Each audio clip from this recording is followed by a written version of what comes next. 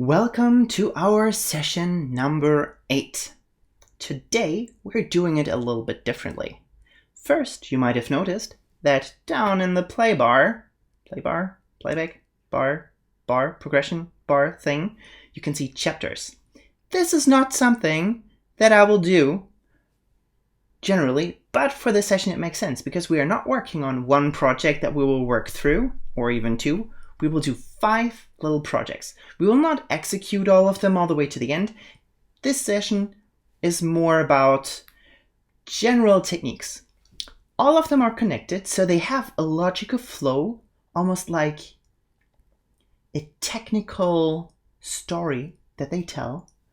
So they do make sense. They are not completely random, but they are still pretty much just techniques and things that work on their own. So I've decided to do in chapters that you can see down here. Speaking of chapters, one of the students, one of you, had this super awesome idea. She already had it like 3 weeks ago, and every time I made the recordings, I forgot to tell you about it.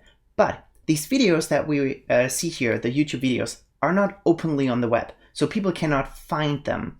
They can only, or you can only open them because you have the link to it, but other people would never accidentally get to this video unless they have that exact link. So these videos are pretty much private for us. And you can use the comment section in order to mark areas. So for this video, we have these chapters down below, but if you have additional places of this video that you would like to remember or kind of like bookmark, you can just leave a comment and add the timecode down there. I have not done this myself yet. I hope that this is kind of self-explanatory when you write a comment.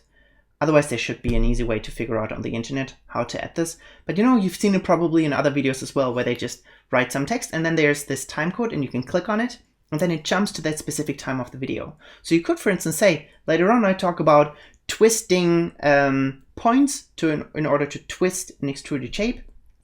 And that might be a specific part that you might want to remember. And then you can write a comment at timecode blah, blah, blah. Leonard talks about twisting the shape and something like this. And you can also do that for the videos that we have, or the sessions that we have had in the past. So if you rewatch something and you're like, maybe you want to remember this part to find it later on, just go to the video and write a comment with that time code in there so it's easier for you to find later on. Also, by the way, once we're done with all of our sessions, I will create a playlist where all of the videos are there, so you don't need to you should keep all of the emails. I mean, they don't take up much space or anything. But you will have one playlist where every video is in there, so it's much easier for you to find them and to go through them in a chronological order. What else did I need to talk about? There's so much that we need to talk about today before we start. So that's that. Before we start, I will go through all of the 5 examples just so that you see a teaser.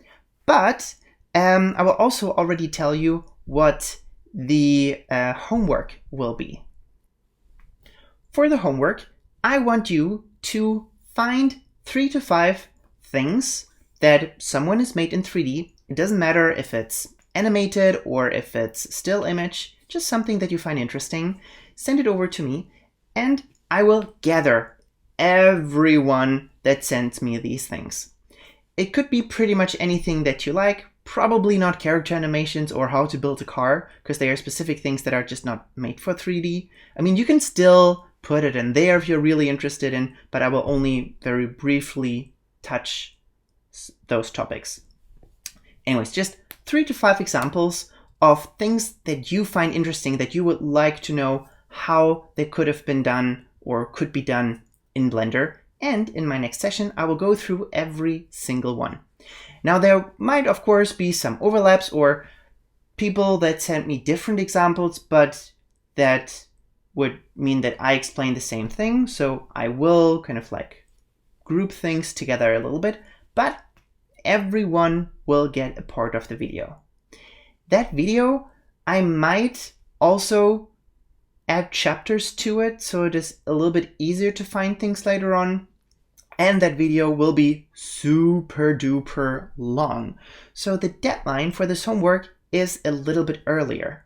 I also want to do, well, I will make a video for the people from the basic course and from the advanced course, but I will send you guys both videos because there are probably some things that are overlapping as well, but you will probably have very different examples and everyone can gain from the others.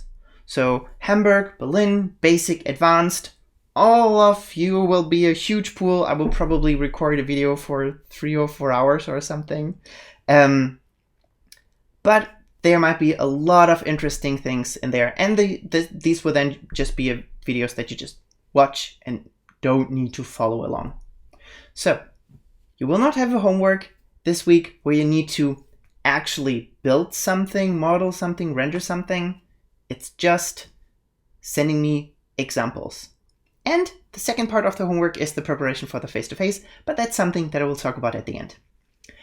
When it comes to the proof of attendance for this session, after every chapter of this video, just send me a screenshot of what you've done for that chapter. It's fine if it's not completely finished or polished. I mean, this video is a little bit longer than usual, so just watch it, follow along. If you get lost somewhere, you can just be like, yeah, I have this halfly finished and I don't want to waste too much time. I got how the rest works. I just don't want to figure out what I made wrong. I did wrong.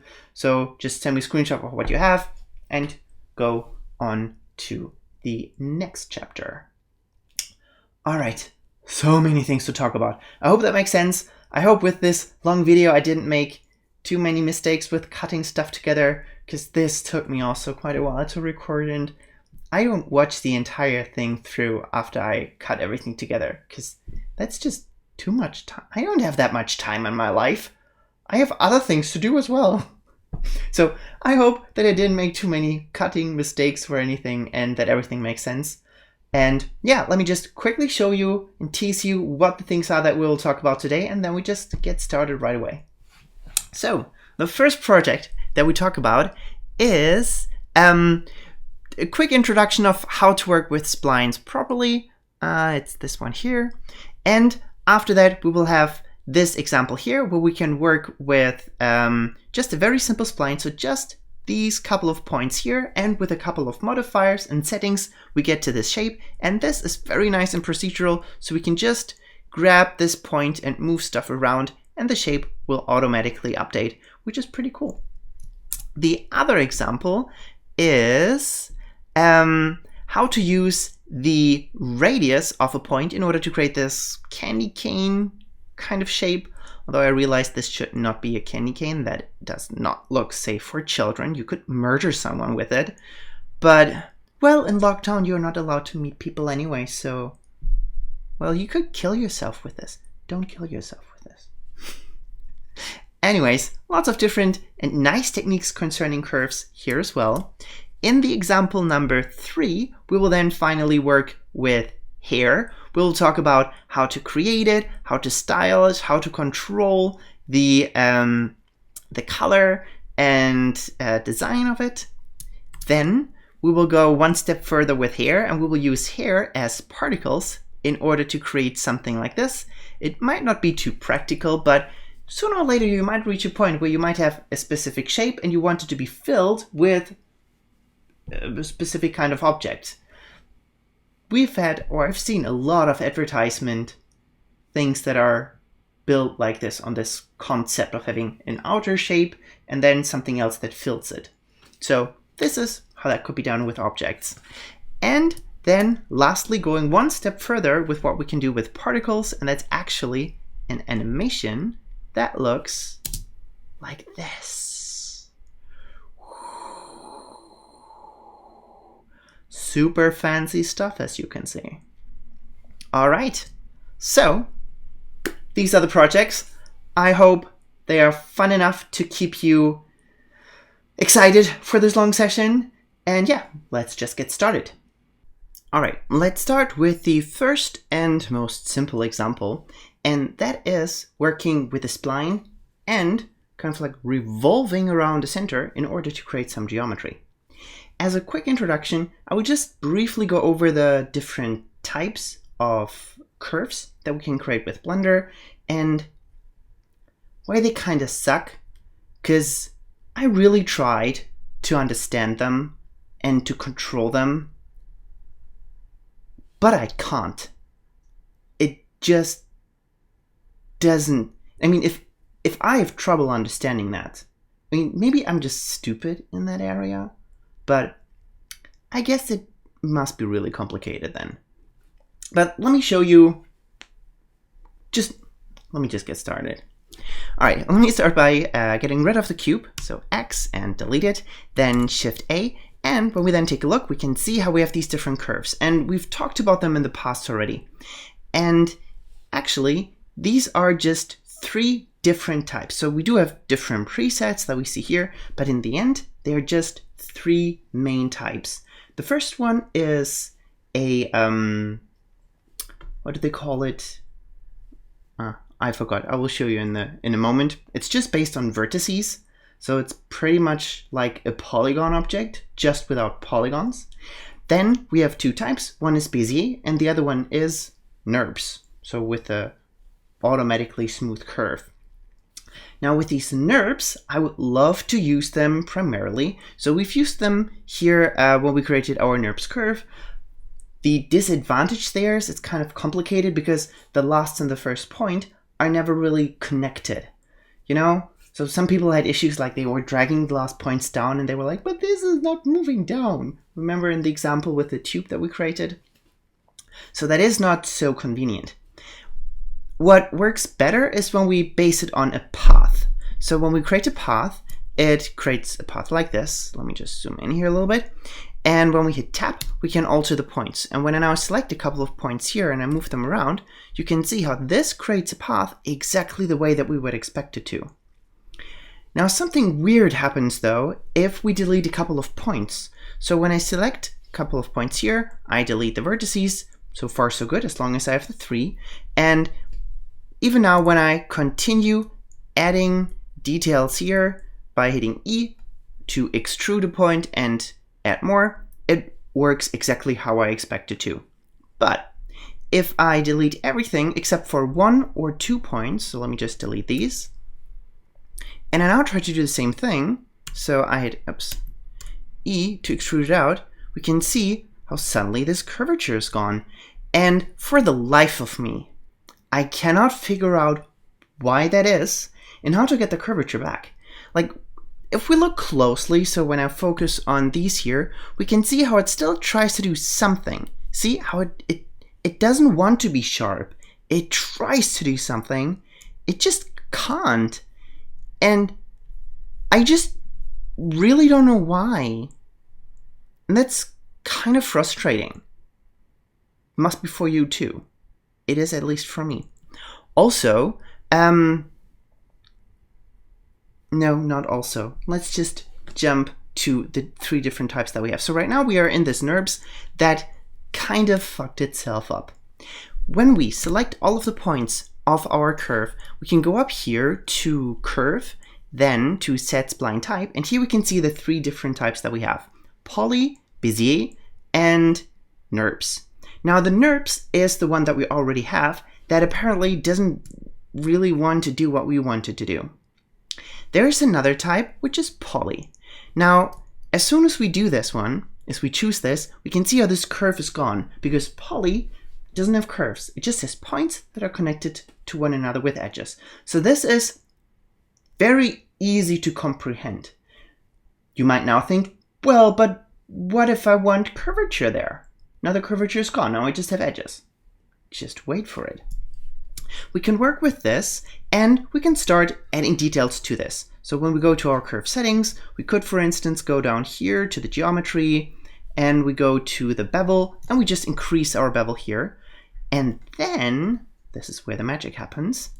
Let's keep the resolution at 4, maybe even less. Maybe just 1 or 2, and let's go to 2.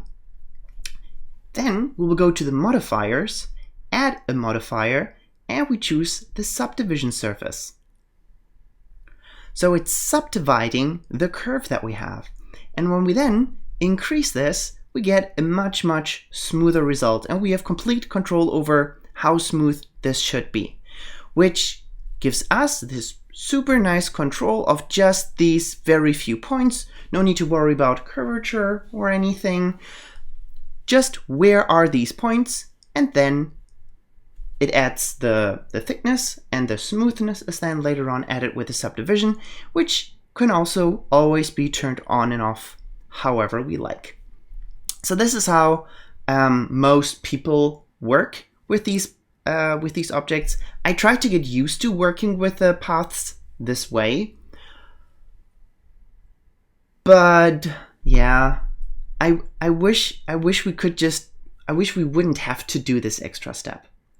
Now, I also realized when we select our points, we can convert it, after we converted it to polys, back to NURBS, and then we get our nice roundness back. However, we have the issue that we have when we create regular NURBS, and that is that the first and the last point are just ignored. So when they have a completely different angle than the second or the second to last point, then weird stuff happens. So now you can see as soon as we convert the paths, weird stuff is happening and we can't really use it anymore. So the poly option is generally the best one because we have all the options. We can have something that's edgy, we can have something that's smooth, we can control the smoothness, we don't need to worry about many things. And the second best solution is to actually work with the Bezier. And the Bezier is also kind of nice to work with in Blender. So when we, let me just select everything again, go to curve, and switch the spline type to Bezier, you can see how it already tried to add some curvature to this. So here we can now see when we select a point, we can scale this up and down to define how round it should be. It doesn't work too well when we started from the broken one. So let's just undo a couple of steps and actually fix it first by going back to poly. And then from here, we will go to Bezier. There we go. And then we could try something like, let's select all of these points over here.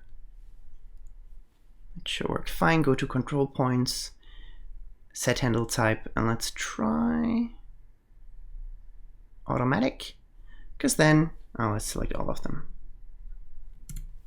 Let's just do A to select everything, and then automatic. And then we have some nice smooth curves here, which we can then control by selecting the point. We can rotate it around, we can scale it around, and if you only select one part, this one, you can also, somehow you could break it. How was it? Control points, free? There we go. Because then you can completely break it and do whatever you want with it. But I usually recommend, as long as you really want to have this sharp corner, to keep this on, on automatic. There we go, because we can still scale it. You can also scale it differently on the different sides, so that's not an issue as well. But when you rotate it, it at least sticks together. All right, so these are the basic types. We have the poly, we have the Bezier, and we have the NURBS. And the NURBS would be the version that I prefer, but for some reason it just really likes to break itself, and I have no idea why. I mean, if we now convert it back to NURBS, no, it's still broken. And for the life of me, I could not figure out why. So NURBS might not be the smartest way to go. Anyways, now that we kind of understood what the three types are, how we can convert them, how we can fix certain things, and how we can work with them, let's now jump to the actual first project. Now that we understood that all of our curve options kind of suck, we will go for the poly version. And sometimes people literally just start with a cube and delete a couple of points, or with the plane, so that just one point is available. I think it's kind of weird because I still like to think of this as a curve and not really like a polygon. So what I like to do is delete the cube, then Shift A, and I will actually start with a path. And what I also like to do is delete the points that are around it. So we can see when we select this, we have a bunch of points here. So 1, 2, 3, 4, 5, and one point sits exactly in the center, which is very convenient. So we can just select the points on the edges, hit X to delete them, so that we literally just have this one little dot here available to us. Then we can start moving it around. I like to do this one in our orthographic view. So up here, I will click on either the Y or the green dot on the other side so that it snaps to the orthographic view. Then we can turn on snapping and double check that it's set to increment, and these increments are always based on the grid that we have here. So we can now hit E to extrude it out, and we can see how we are extruding out this nice straight line. So I move it over, hit E again to move it further, then maybe another E to move it up, another E to move it up, and another E to move it up. I don't know. I will do it freestyle from here on out. I just wanted to make sure that my points here at the bottom are literally sitting on the bottom. I then select all of my points, go to the curve, and tell the curve here in this spline type that it should be poly, so that it doesn't even try to do anything funny. Then we can start adding some roundness to this. I mean, we could already go in here and here add a modifier and add a subdivision surface, and you can see how it then creates exactly the same effect that the curve otherwise would have done. So this is perfect. Now when we move around, we can see how we've now created this nice little outline of a vase or vase, one of the two. In order to now create geometry, we will do it like a lathe. You know how these wood turning things, or the clay sculpting things on the turntable? You know what I mean. So this kind of stuff can be done here, and for some reason it's called screw. In other application it's called a lathe or a revolve. Blender decided to call it screw. And we can find it in the modifiers here as well. So when we go in here, we go to add modifier, then we will go to screw, and we can see, ta-da, it's doing exactly what we expect it to. It takes our shape and it rotates it around to a full circle. We could also define if it should be a full circle or not by decreasing this value. So you can see this is literally exactly what it's doing. It's just going around by 360 degrees. Then there are a specific amount of steps that are taken. So when I set this, for instance, all the way down to 4, we can see how it just uses 4 steps in order to create this shape, which is obviously not what we're looking for. So here we rather want to have something that is a little bit larger, so it's nice and round and very smooth. The cool thing about this is that this is pretty procedural. So when we now feel, it's a little bit too wide, this looks almost more like a, I don't know the English word for it, like something else. It's too wide, we can just grab a couple of points, then hit G and X to move it only on the X-axis, and I should turn off my snapping up here, so I am a little bit freer in the areas that I'm moving. So with this I can kind of choose how round the bottom part is, and maybe I take this one and move it towards the inside just to style this a little bit further. There we go. Always making sure that I restrict it to the X-axis. I mean, it doesn't break it if this goes to the side, but if this shape goes to the side, it just messes with our geometry a little bit, and it doesn't create a curve that is as smooth. When we turn on our grid over here with the wireframe, you can see how this gets some really weird stuff, which is something that we usually don't want. So let me just hit N for Nelly and make sure that my Y value is set to 0, so it's nice and straight here. Then we can continue to generate our vase/vase shape by going into the modifiers and add another one. So let's just close these ones And here we will add a solidify. With the solidify, it will give our shape a little bit of depth. If we increase the thickness here, you can see how it's increasing the thickness. I think I would rather go into the negative area, just so that it is a little bit, well, that it keeps the original shape that I intended and it stays flat and perfect on the bottom. Now what I of course don't like is that when it does this, it's rounding it here in a weird way and it doesn't feel like a sharp edge. Usually it should have a sharp edge, so we add another modifier, and that is the bevel modifier. Now whenever we apply the bevel modifier to a curve, something weird happens. So let me close the solidify.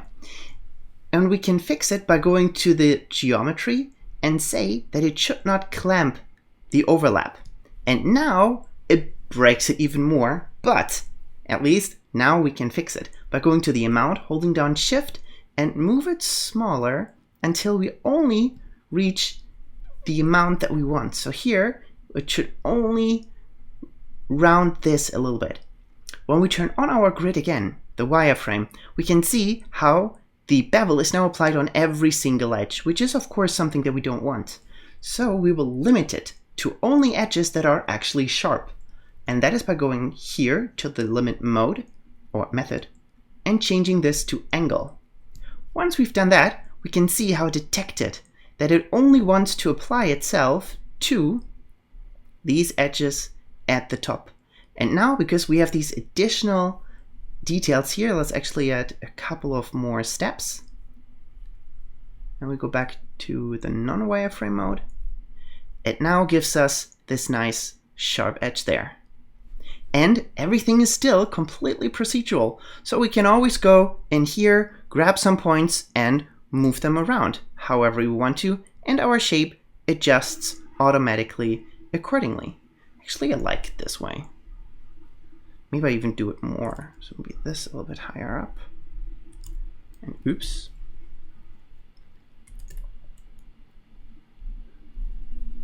This looks interesting. I like this one. I keep it. All right. This is how we can use the screw and how we can optimize our geometry and work with the curves. Let's now take a look at the next example. Let's now take our understanding of how splines work to the next level. And what I want to do is do kind of like a Christmas theme where we create a candy cane inspired C. I will not write the entire word Christmas.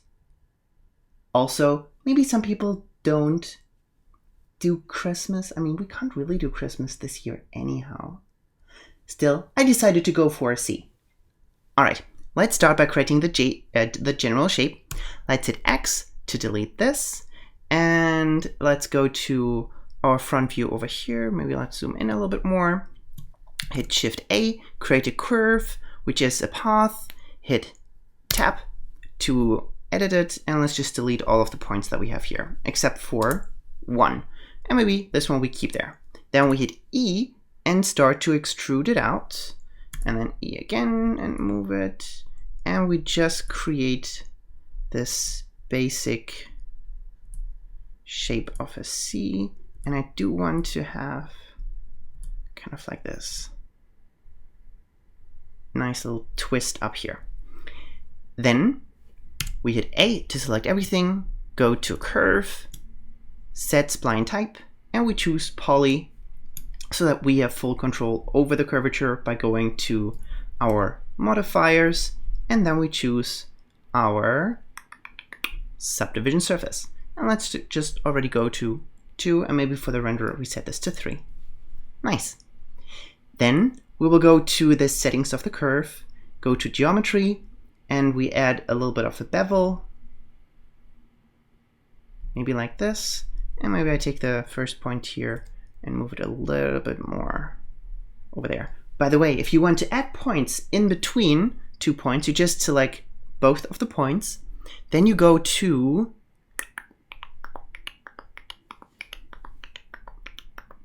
segments and then subdivide. I always forget. I feel like it should be under control points because we are adding or subdividing between control points, but it's segments. So here we choose subdivide. Once we've done that, it just adds a point exactly in the center here. So we just get a little bit more control over certain areas. Anyway, let me select the points that are at the top here and hit period to zoom in on those and move around. Then I select maybe these 2 points here. I want to move it along the y-axis, so G and Y, and I move it to the front just so that I have this nice 3-dimensional curl here. I will fine-tune this a little bit later. Now, in order to give this a little bit more style, let's actually make this a little bit thicker.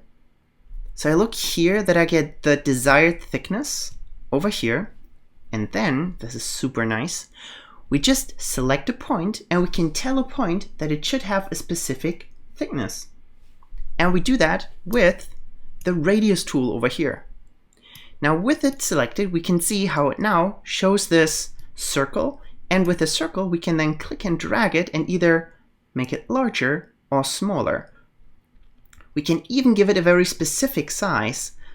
So when we scale this down, you can see how it shows a value up here.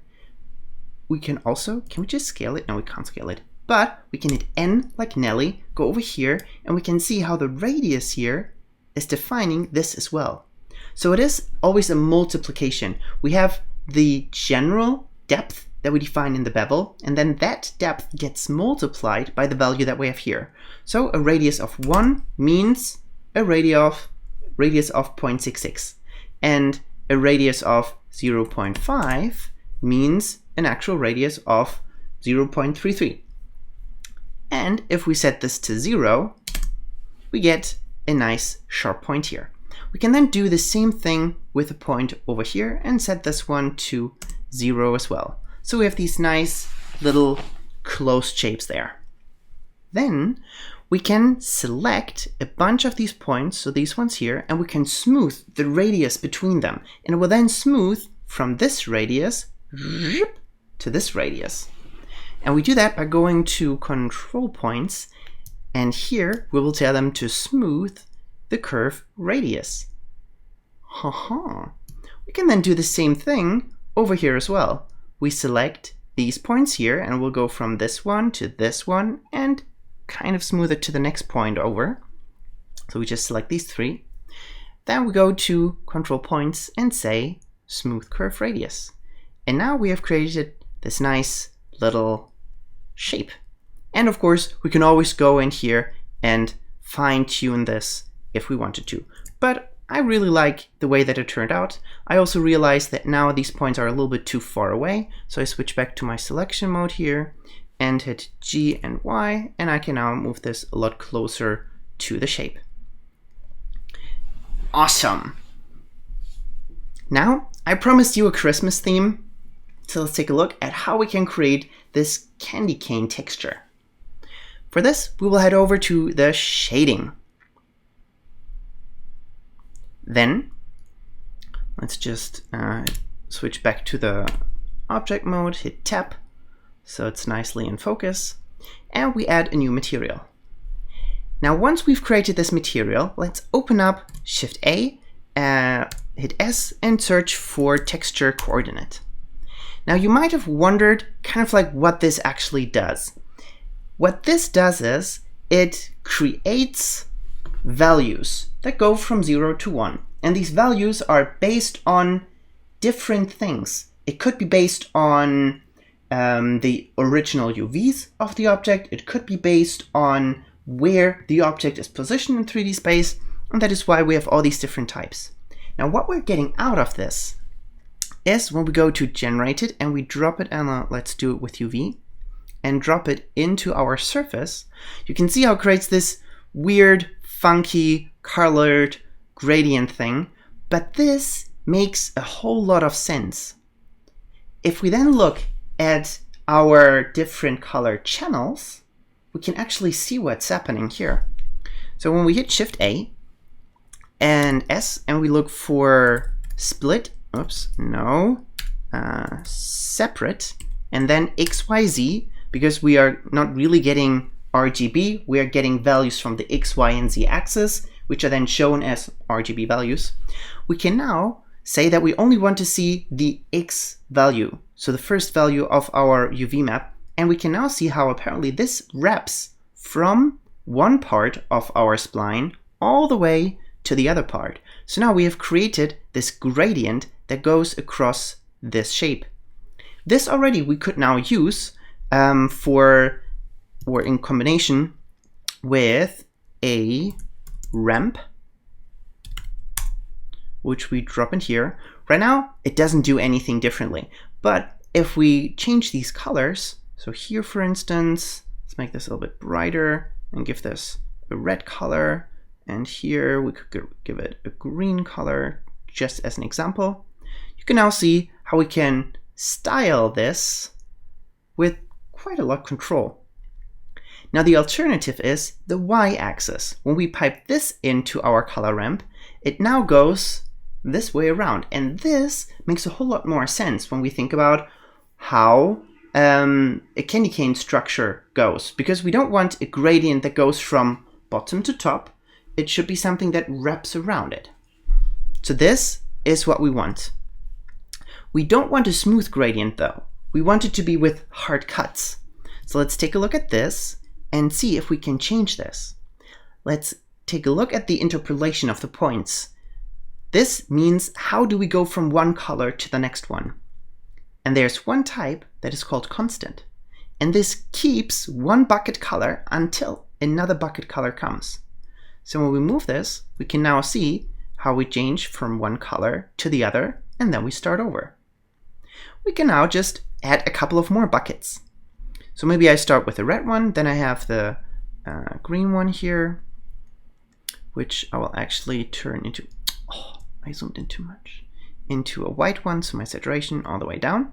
So now I have red and white, so far so good. When I have the white bucket selected and I click on the plus icon, it always adds a bucket in the center between this bucket and the previous one with this color. So I get another red one, so I can move it over. If I then want another white one, I make sure that this bucket is selected. I click on plus, another bucket gets generated on the left, and this one has the white color. And this is then something that I can continue doing, and I will just do it a couple of times. So, let me just zoom in a little bit more and make sure that I really click on the buckets themselves. There we go. One more red, and let's do one more white. Something like this. Ta-da! And this, I now want to be a little bit twisted. And we can also do that with the same control that we had earlier. So you already realized, this works pretty much like in Illustrator, where we have points and we can tell the points what kind of strength they should have. So the thickness of the stroke. But since we are in 3D space, we have one more control, and that is the tilt. With this one selected, so let's just go over here and make sure that we are in our render view, or let's use the preview render, should be fine as well. And we go to this tool here, the tilt, and we click and drag and rotate this around, and you can then see how this is rotating around. All right. Now, apparently, this doesn't work too well, but let's see how it works in the end. Let's select the last point and give this a tilt of 180. Then we select everything, go to control points and say smooth curve tilt. And now we can see how it's tilting around the entire shape until it's rotated by 180. So apparently we need a lot more. So let's try 1000 degrees. And again, we select everything, control points, and then smooth curve tilt. And we can see how this is now tilting a lot more the way that we want it to. Now, as you can see, the twist made our shape a little bit thinner and smaller. And that is one of the drawbacks of working with the easier type, so the polygon type. if we want this twist and we want this to be a little bit more evenly distributed, we unfortunately have to switch to one of the other types, so the Bézier or the NURBS. So let me quickly show you how we can convert them and how we could get back to our original shape here as good as possible. Option number 1, the Bézier. Here we would just select one of the points at A to make sure that all the points are selected. Then we go to control points and, curve.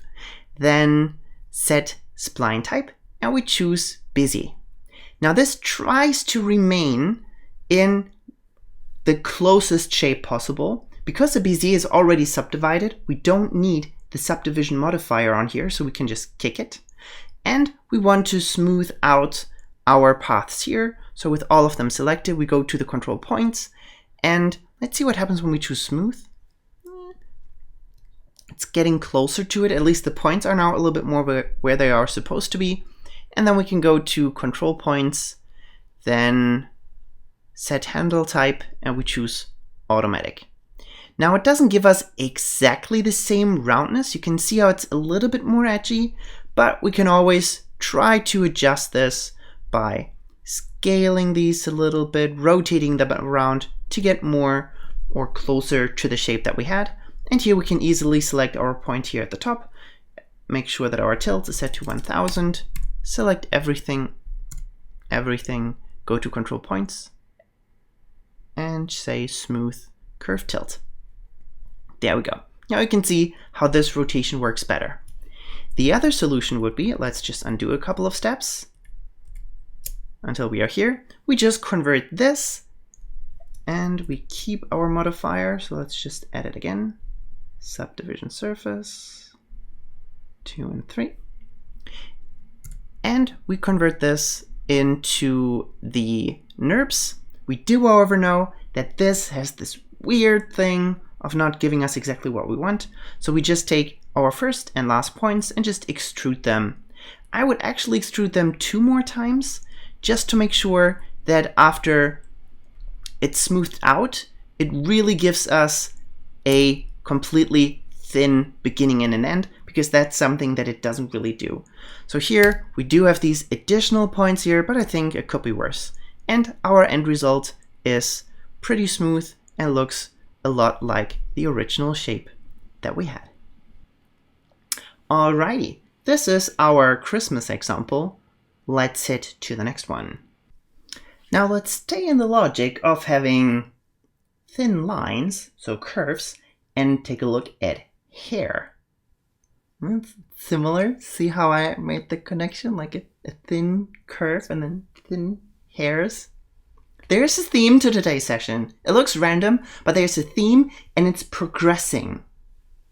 So, from curves, we're now heading over to hair.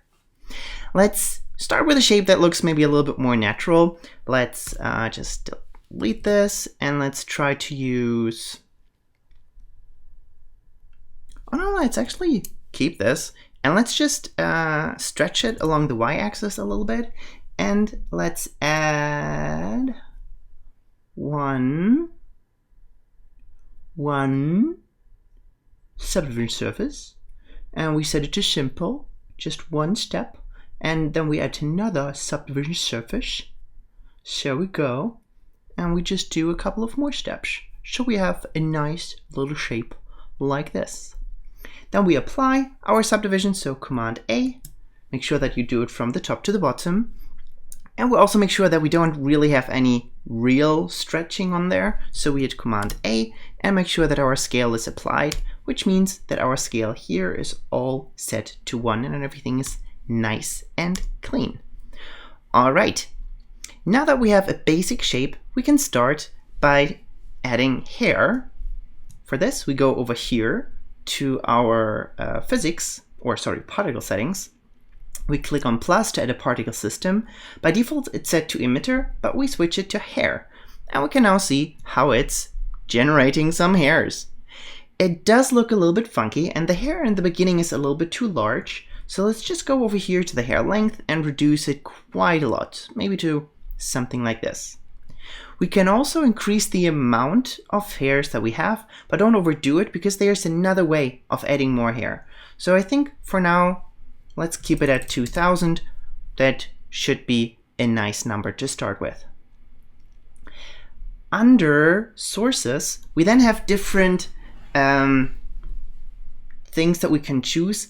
I got the feeling that jitter might not always be the best solution. I often found that the distribution is a little bit more evenly and more random the way that we would expect it to when we actually set this to random instead of jitter. We could also say that it should be exactly based on the edges that we have, but I don't really think that is the smartest way, because sometimes we don't have an even mesh like this. Maybe we have a long flat surface and then some curves with more details. So I would prefer to set this to faces. All right. Now that we have this, let's actually see if we can control the color of this a little bit. Let's head over to the shading tab. Let's zoom in a little bit and let's give this a different base color. And we can see how the hair is changing its color as well. So maybe let's choose something orangey for now. All right, let's head back over to the layout and enable Eevee, and we can see how our light is already nicely casting a light and casting shadows. I would also add another light source, so let's take the light that we have here, Shift D to duplicate, and move it to the other side, just so that we have a little bit more contrast. And maybe I give this a different color, make it more intense. So here, let's try 2500. 3000, and give this more of a bluish color, or maybe even brighter than 10,000, just so that we have some nice variation in here. All right, then let's change a couple of settings in Eevee. Oh no, let's first go to our hair back and change a couple of settings here. So back to the particles, scroll down. Then we have the render option. Here we can say that it should render as path or as other objects, which is something that we will explore a little bit later. We can say if the emitter should be shown, but this only affects the final render, so when we do this. So here it should be gone, as we can see, but we want this actually to be shown. If you don't want it to be shown, you also need to go to the viewport display and disable the emitter here. But in this case, we do want the body to be there. So here in the render and the viewport display, there's not really something that we want to change. The color is already set to use the color from the object, which is exactly what we want. Then the magic happens when we go to the children. And here we set it to interpolated, because this is adding more hairs. So now we're starting to see something. Now this adds per hair that we have 10 more children, and it interpolates the copies of the hairs between the hairs, the original ones that we have. So when we want to style the hair, which I will show in a moment, we can style it based on the amount that we have created initially, which makes it much easier for Blender to perform because it doesn't have millions of hairs that it needs to control, just these 2000 hairs. So it's much easier on our system. Then in these children, we can say how many we want. So by default it's set to 10, but for the renderer it will be 100. So here, this is the actual amount of hairs that we will have in the end. But depending on how strong our system is, it might not be able to show this in such a smooth way. So here it's good to keep this at a lower value of something like 50, but of course you can always increase this if that is necessary. Then we can add a couple of additional things. One thing that's pretty nice is called clumping. In the clumping, we can increase the clump, and you can see how this is kind of like pushing the hairs together and creating this a little bit more natural way of these hairs. So usually all these hairs are exactly the same length, exactly distributed the same way, so that's not so nice. With the clumping, we can already push them a little bit closer together. I wouldn't overdo it though. Maybe something like this, 0.5 or so. Then to scatter this a little bit more, we will go to the roughness, and here we do have a bunch of things that we can change. One thing is the endpoint. This defines the angle of where the endpoint is. If we increase this, you can see how after the clumping, it starts to spread out a little bit again. So we get this nice, more natural, furry feeling of the hair. And then we have, was it the random or the size? Let's see, let's increase the random. Yeah, the random gives us different lengths for the hairs, so it also overall looks a whole lot smoother and nicer. There are also some additional cool things that we can do by, for instance, going to the kink and change something here. So for instance, we could go into the curl, and you can see how the hair overall is getting this curl type of thing. You can also go to spiral or whatever and play around with these settings, but for today, I will just keep it at nothing and I don't add any kink. I will add the kink myself later on. Then, in order to add a little bit more style to this, I would go to the settings of Eevee, which are up here. We'll go to our shadows, not the shadows, to our screen space reflections, turn them on. It's just a very, very subtle effect, but it will just give the reflection of the hairs a more realistic feeling. We can also add bloom, which is always nice with Eevee, especially if we have later on some stronger highlights in areas where the lights hits our object, and ambient occlusion. And this adds some really nice details and depth to our hairs, so we can really see them all the way through. So this looks pretty nice and detailed. Then, so this, there was one more thing. Yeah, in the hair, we do have two types of hairs that Eevee can generate. We have this one, which is called a strand, but we have also one that is called a strip. And this has a very different feeling to this. So you can already see how these have a very, very different look. And in the end, of course, it's up to you which of the two looks you prefer. I feel like the strip is a little bit more detailed and might be a little bit more realistic, but it also makes the viewport a little bit slower. So in the end, it's up to you which of the two you prefer. All right, I think for the performance, I will stick to the strand just because it's a little bit more responsive for the recording. Now, we can comb this hair. And we do that, just like with everything, by going to an edit mode. But it's not the regular edit mode. When we go up here, we already know we have the object mode, the edit mode, the sculpt mode, and the texture paint mode. And now we're learning that there's a particle edit. It switches over to our particles, so the lesser amount of the hairs that we have in the beginning. Then we can choose our comb. We can use the same shortcuts that we use for the sculpting, so F for the radius, and Shift F for the intensity. And we can now start combing the hair. I think I will reduce it a little bit more. There we go.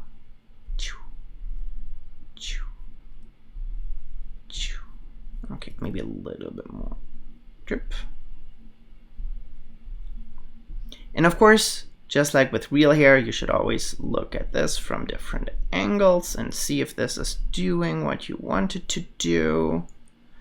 And I don't really know what I want. So I'm just doing something here. You can always smooth out the hair that you have by going over here to the smooth brush. Let's make this a little bit larger and a little bit less intense. And then you can just, that is too intense. Less intense. There we go. And just make sure that it's a little bit smoother everywhere.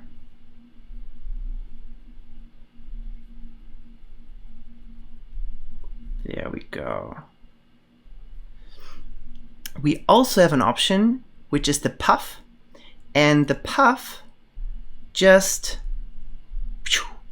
pushes it away from the object and just gives it a little bit more volume. So this also doesn't hurt, and this also straightens out the hair. Another thing that we can do is we can here change the length of the hair. So if we increase this brush and we draw over here, you can see how we can make the hair at the top here a lot longer. If we feel like it has gotten too long, we can either, I think we can use the, oh no, the command doesn't work on here. I thought it would. But we can use the cut, and we can just cut our hair.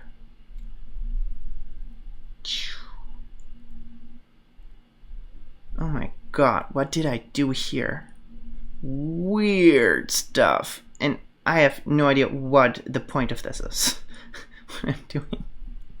It's just a random thing, so I don't have the intention of doing something very practical here. Okay, let's just comb the new hair and give this some nice style. Like this, whatever. Looks like something. Now let's switch back to our regular object mode, and we can now see how it's adding the hair based on the lesser guides that we had. And there we go. This is how we can work with hair in Blender. The nice thing is that this takes on always the color of our object. Just one more thing that I want to share. So here, if we want to convert this, for instance, into some kind of a cow, we could go to our shading. And here, always remember, it doesn't show us by default the regular light. So we can always go over here if we want to see the light from Eevee, or over here to see this more evenly lit scene.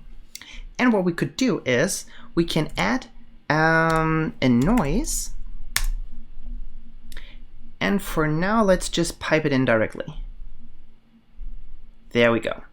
And we can see how now it is applied quite nicely to our object, and it's tinting, or it's changing the color.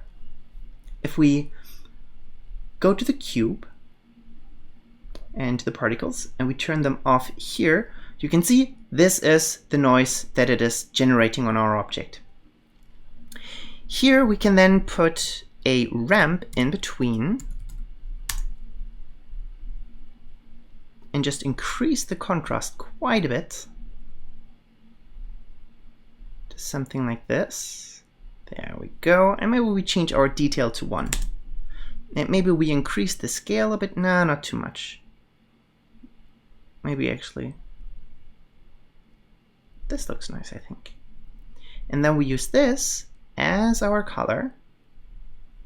Now we drop this into the surface again.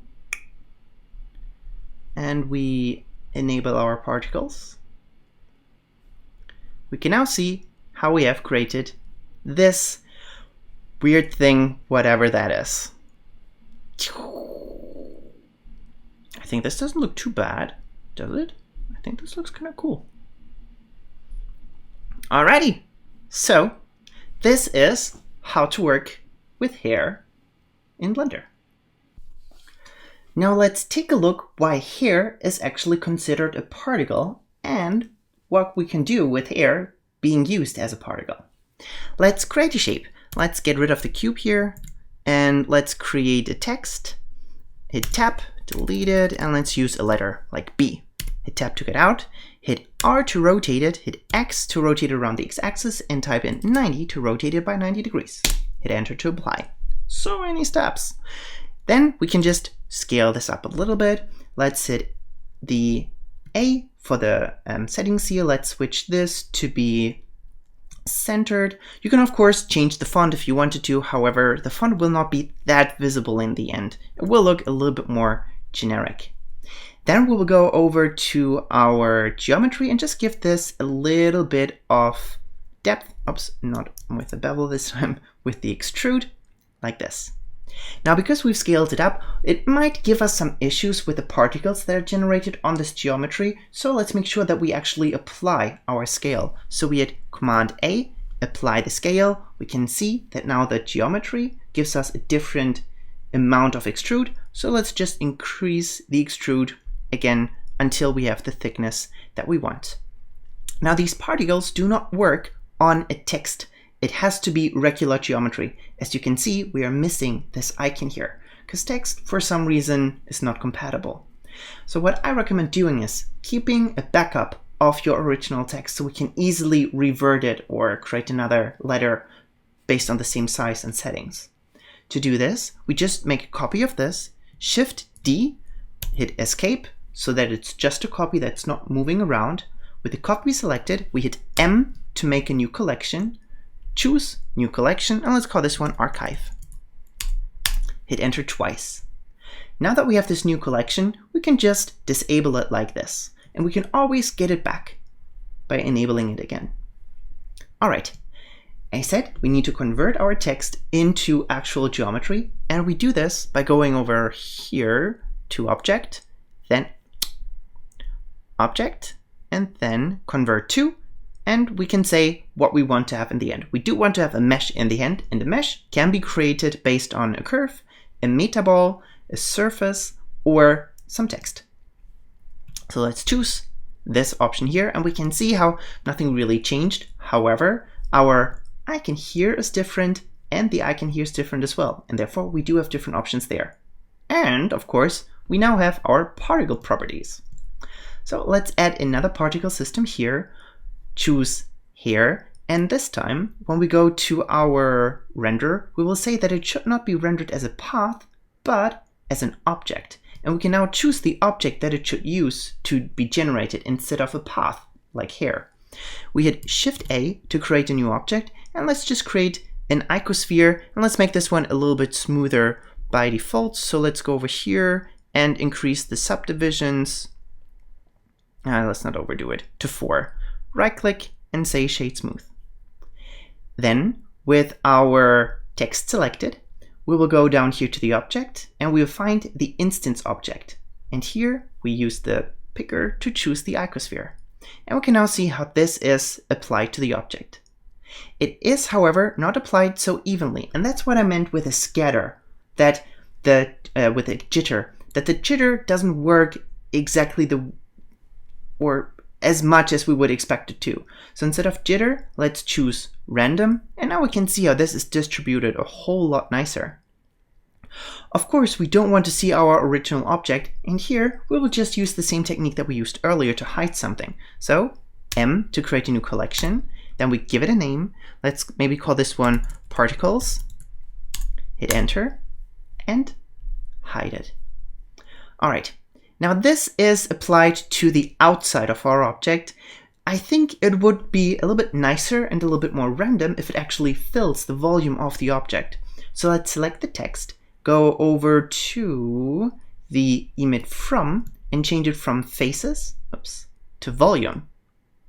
Then we want to make sure that both in the renderer the object is not visible, and also for the viewport display, we don't want it to be visible. And now we can see how it's literally just filling our object with these metaballs. Now we do have a bunch of options here. We can change the scale. I recommend holding down the Shift key in order to move this in smaller increments. And we can also change a random scale. So here I would type in, 0.5. Just to have a little bit of a randomness here. All right. Now I do want to have multiple of these systems later on and with different colors. So I don't want to overdo it with this right now. Maybe a little bit more. Let's maybe do 1500. All right, so this will be my first system with the first icosphere here. Let's give this one a material. So make sure that the collection here is active. Then we go over to the shading. Let's focus on this a little bit more, add a new material, and I think this could be a pretty matte material, so the default settings that we already have, go to the base color and give this a nice color. So maybe here we go for a baby bluish color.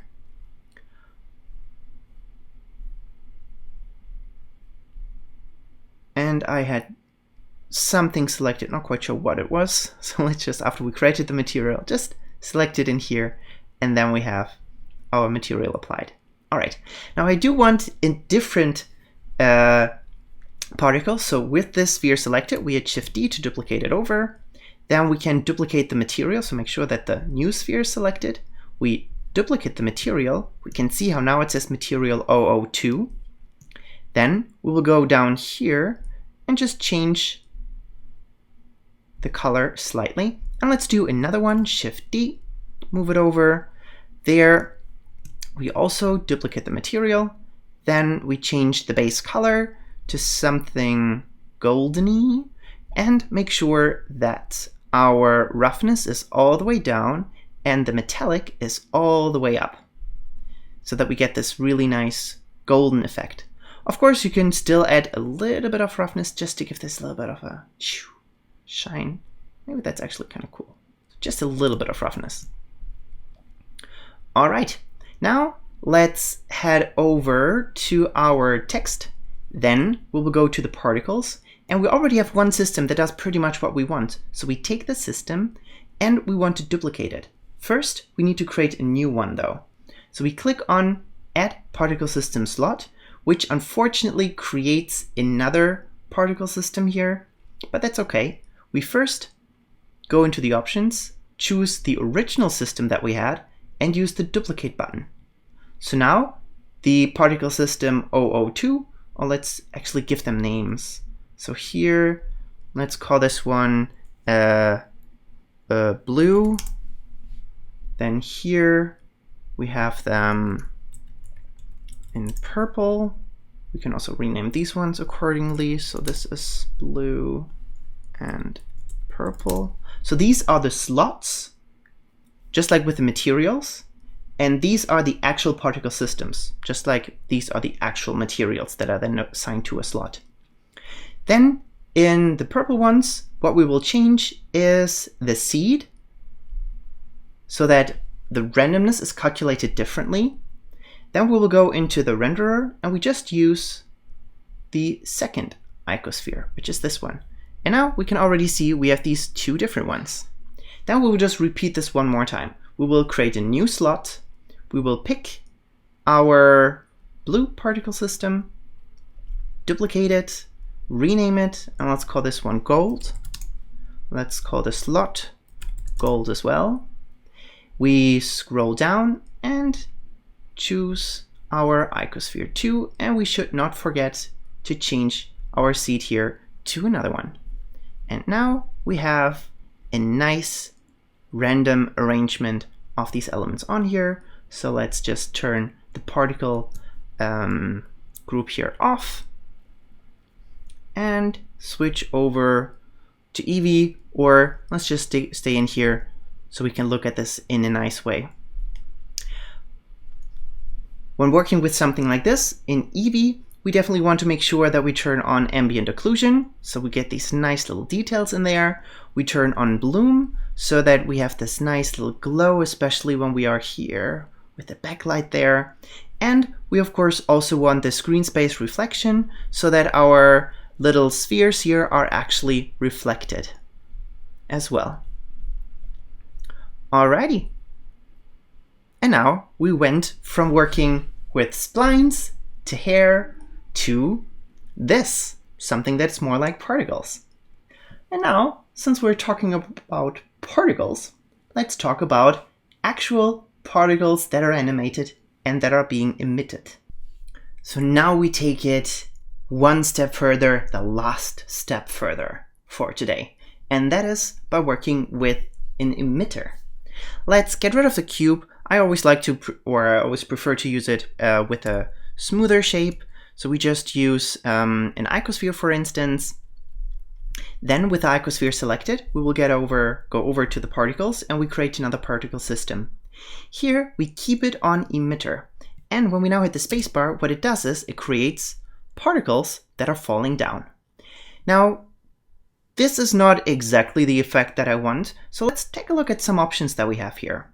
First, we can see that they should start at frame 1 and they should end at frame 200. So we can see how at 200 it stops emitting particles, but my timeline is even longer. the lifetime of a particle is just 50 frames. So that means if we go down here, we can, come on, we can see after 50 frames, they die and just don't live longer. So a particle always gets generated at a point. An emitter has a specific time period in which it emits things or particles, and a particle has a lifespan or a lifetime over here. Let's first start by getting rid of the gravity, because I don't think that I want gravity in here. Let's open up the physics options for this. No, wait, it is under.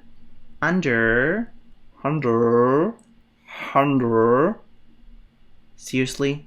Am I too stupid to remember where gravity is?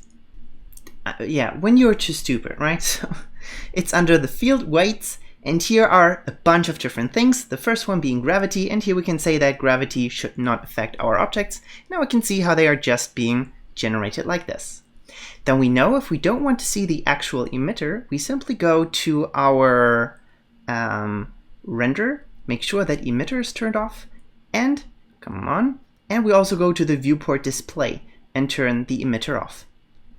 In order to control these particles, we need to give them actual geometry. Right now, they will just be rendered as a so-called halo, which renders very quickly and is very fast for the renderer, but we have only limited control over them. So let's hit Shift A, create another mesh. This time, let's go for another icosphere. Let's add, I don't want to overdo it. Let's keep the resolution like this, but let's try a shade smooth. I think this should work fine. And let's make this one also into a collection. And let's call this one particle. And we choose in the main icosphere that our renderer should not use a halo, but it should use an object. And here we will choose the object to be our icosphere. All right, then we have very similar options like we had before. We can choose how large they should be, and we can also give them a little bit of a random size just to make this look a little bit more natural. All right, let's see what else we can do. There's one thing that I really wanted to do, and it turned out to be a little bit more complex than I thought it would be. So I don't expect you to remember this, but just know that this is possible. So what we can do is we can apply a material or a texture to the life of a particle. And then this texture that is connected to the life of a particle can be used in order to control the scale. That means nothing to you right now, but that's okay. Essentially, the end result that I want is that these particles don't just appear, exist, and then die. What I want is them to start small, get larger, and then get smaller again, so it overall looks a little bit smoother. I don't see exactly when they start to happen. And I think I forgot to hide. Oh, the thing that I see here is not my emitter, it's just the particle. There we go, much better. Okay, so let's see how we can get this small, large, small effect. We make sure that we have our emitter selected. Let's maybe actually call this one emitter so we know which one is which. Then we go down here, we go to textures, and we add a new texture. Let's give this one a name, and let's call this one scale. To open up the texture, you can click on this icon, and then it jumps to the texture tab, and it enters the scale texture that we have created. As a type, we will choose blend, which is essentially just a gradient that goes from left to right. We can then say what this gradient should affect. By default, it is set to general time, so it does something weird and not really what we want it to. So let's disable this. Instead, we want it to affect our size. And here we can now see, okay. So apparently some are now smaller than others. Let's scroll down and change the coordinates from generated to strand or particle. And now when a particle is young, it will be this size. So black means no size, a value of 0. And before it dies, it will have this size, so 1. Now, when we scroll even further down, we can go to the colors and we can say that we want to have our own color ramp. And in this color ramp, we can now define our own colors. So here, at first it should be black, but it shouldn't be transparent. That's kind of hard to see. So let's increase the alpha all the way up. Then we can move the white to the center because in the middle of the life, it should be white. We add another color, move it over to the right, and let's move it all the way over, almost all the way over, and change this one to black. So now it starts black, goes white, and then it goes black again. And now we have this nice organic emitted feeling of these particles. To give this a little bit more randomness, we could also play around with the speed at which they are generated. So let's switch back over to the particles, go to the velocity, and I think it's the normal. Yeah, exactly. So this is too fast.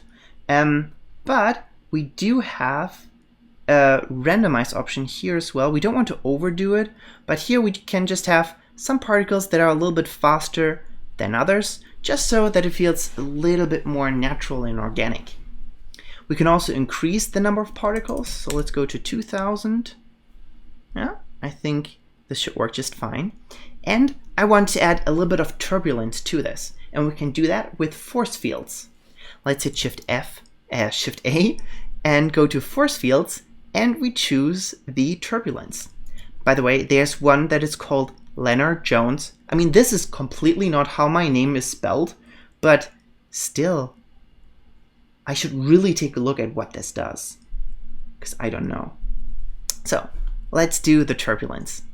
With the turbulence field selected, we need to go to the physics options over here, and we can change, for instance, the strength. So if we pump this up, we can see, oh my god, it does a lot to them. So let's drag it down a little bit and increase the size as well.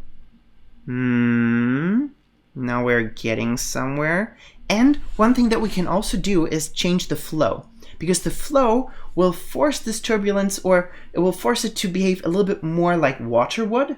So it's not like these little pieces of sand that are just floating around everywhere. It behaves a little bit more natural. So here, when we increase the flow, okay, obviously not too much, but you can see how they are now just trying to be a lot more in a specific shape, which is kind of cool. So we have a little bit more of a natural behavior here. Alrighty. Nice. You can then, of course, also play around with these other values as well. I think I've overdone it with the strength a little bit. I don't want it to be that much. Just want to get a little bit of the feeling of it. Something like this. Just so that it's a little bit more organic and not just this perfectly round shape. Now for the last part, which is the shading of this. It's actually very simple. We will just take our light that we have and we drag it all the way into the center. So with it selected, we hit Shift S and we say selection to cursor. So now that our light is in the center, we can switch over to Eevee, and we can see how Eevee is illuminating our objects from the center. So far, so good. Then I don't want to see our background at all, and I don't want it to create any light. So let's go to the world settings and change the color all the way down to black. Then let's change a couple of settings in Eevee. First, we will go to the ambient occlusion, just to add a little bit of detail on the edges. When objects hit each other, it's just a small detail that we are getting, but it's there. And mainly add some bloom. And now we can see how we get this fiery effect. And this fiery effect will be even more intense when we actually give these particles a color that is matching to this look that we have. So with our emitter selected, we will go to the shading. Is it the emitter or was it the particle? Probably the particle. Let's see what happens. No, it should be the particle. Let's turn the particle on, select it, add another material, and let's just change the base color here and give this a fiery, yeah, it's the particle, a fiery orange. And switch over to Eevee. Let's hide the particle. And here we go. Nice. And now we have a pretty cool organic particle animation that we have created all on our own, and that all renders in real time. So again, this is just so crazy that we can have something like this in our viewport in real time. Whew. Alrighty, this concludes our session number 8. I hope this was fun. It was a little bit of a different speed than what we usually had. And I know I've said all of this stuff in the beginning, but let me just repeat this. For the proof of attendance, I want you to create just quick screenshots of how you followed along with the class. So after every section ends, just take a screenshot, and that is then the proof of attendance. For the homework, I want you to look for things that you are interested in. You should send me at least 3 examples of things that you want, and you can go as up to 5 examples. As up to, what kind of English is that? So send me 3 to 5 examples of what you're interested in. It can be still images, but it can also be animations. However, still keep in mind that it should be something that is kind of realistic for us to achieve. So if you sent me a car, then I would say, yeah, it's just a lot of manual modeling, but no one would actually ever model a car. A car is something industrial, and it's usually built in different applications. So applications like Cinema 4D, Blender, Maya, Houdini, they're all there to create organic shapes. You can also create industrial shapes, but there are applications that are specifically made just for industrial design, and there's a reason for that, because it just needs a little different logic in order to build specific shapes. Anyway, so don't do cars, and you can send me examples of character designs. However, for the most part, my answers will just be, well, it's a lot of manual modeling, sculpting, and texture painting, and in order to animate them, it's rigging them. So I don't think that we would have too much out of those. But apart from that, there's pretty much anything that you can send me that is related to 3D, and I will go through it and explain in our next session how that could be realized in Blender, or if there are also points where we might reach a limit. That will be interesting to see. Alright, so this is part 1 of the homework. Send me these examples, and the deadline for that is also listed in the email, and it is already next week, Monday. So that is something that you should send me fairly quickly. I mean, if you can send it to me by the weekend, that would be best. But Monday is the deadline for the 3 to 5 examples from you. Now, the homework number 2 is actually the preparation for your face-to-face assignment. And this assignment is extremely open. Like, oftentimes I give kind of like very specific things that people should do.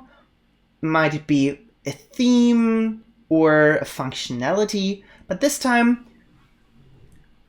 I will keep it a little bit open. So usually for the advanced course, the assignment is to create an animation. And we have learned how animations work, so if you want to create an animation, it is up to you. I do recommend, though, doing it with Eevee if you want to create an animation, just because the rendering will be so much easier. If you decide to do a rendering with cycles, keep in mind that this can render a couple of hours, even a couple of days. So it then needs to be finished very, very early. I really recommend, if you do make an animation, do it with Eevee. But you don't have to create an animation. It's also fine if you just create a still frame. But I expect you to create something that looks polished. I want it to be executed really, really well. So the stuff that you sent me in the homeworks sometimes was okay, sometimes was really nice. And now I want you to go one step further, and I want this to be really nice. It should be a piece of art that you are proud to share with others. The content of this is completely up to you. You can either create a single object in an empty room, and it's only about the object, and the elements that you add or the materials that you use, the painting, the sculpting or whatever. Although you don't have to use texture painting and sculpting, you can also get around it. So use techniques that we've learned in these classes and create something that is interesting to you, that represents you as an artist. I hope you get what I mean. I hope that this works, not giving you too many instructions or a box in which you should be. So really, the only thing that I want to see is that you put time and effort into it, in the modeling, in the materials, in the light setup, and the render settings, and that the end result looks clean and polished. For the first part of the homework, or in order to help you to get there, I want you to send me scribbles, examples from other people that might be something in the direction of what you want to build, or maybe